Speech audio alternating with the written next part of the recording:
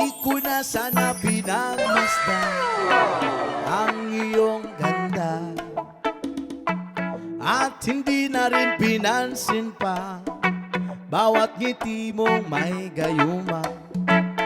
Dahil sa akala ko hindi ako iibig sa'yo, ikaw pala ang aakit sa puso ko.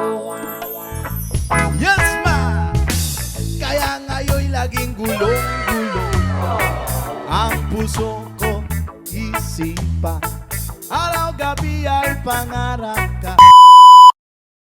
Hi guys! Mapagpalang araw po muli sa ating lahat. So for today's video, tara samahan nyo nga po pala ako dito mag-harvest ng ating tanim na ampalaya.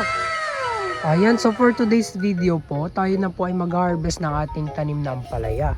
Kung papansin nyo, ready to harvest na nga po pala yung ating tanim na ampalaya guys. So grabe!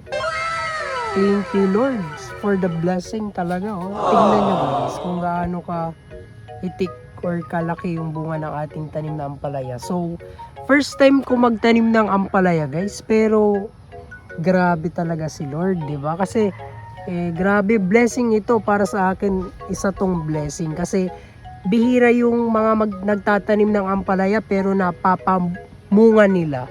So, ako nakapagpamunga na ako ng tanim kong ampalaya, kaya masayang masaya ako guys kasi yun. Grabe yung blessing ni Lord, ano? Kasi marami pa po yung bunga guys sa baba, oh. Bandang ibaba marami pa talagang bunga yan guys. Kaya yan, oh. Grabe. So yan, mag-harvest na po tayo. Wala nang intro. Let's harvest our ampalaya, bunga ng ampalaya. Grabe, oh. Kala nyo medyo maliit pa yan pero malaki na yan guys. Ang kabalog na bunga ya tanim kong ampalaya. So let's harvest na po na yung ating tanim na ampalaya. So yan.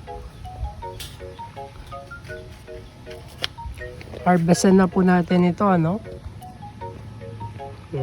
Grabe.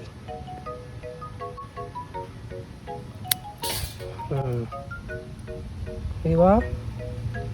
Napakagandang pagmasdan, yung ating tanim na ampalaya ay may bunga na at ready to harvest na po, oh. Tingnan nyo yan, diba? Tanim lang ng tanim hanggang sa makita po natin yung bunga, no, ng ating pinaghirapan na ampalaya. So kailangan na po natin itong pitasin kasi baka mamaya maunahan tayo ng mga insekto, diba? So pitasin na po natin.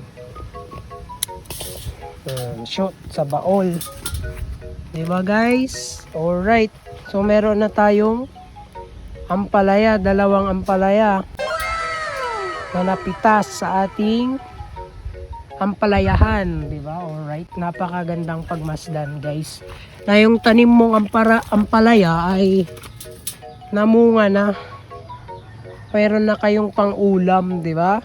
So ganun lang po ang gusto kong ibahagi sa inyo ngayong araw sa video na ito. So thank you so much muli sa panonood sa ating video. Thank you and God bless us all. Pagpalain po tayo ng ating Panginoon. Thank you so much po.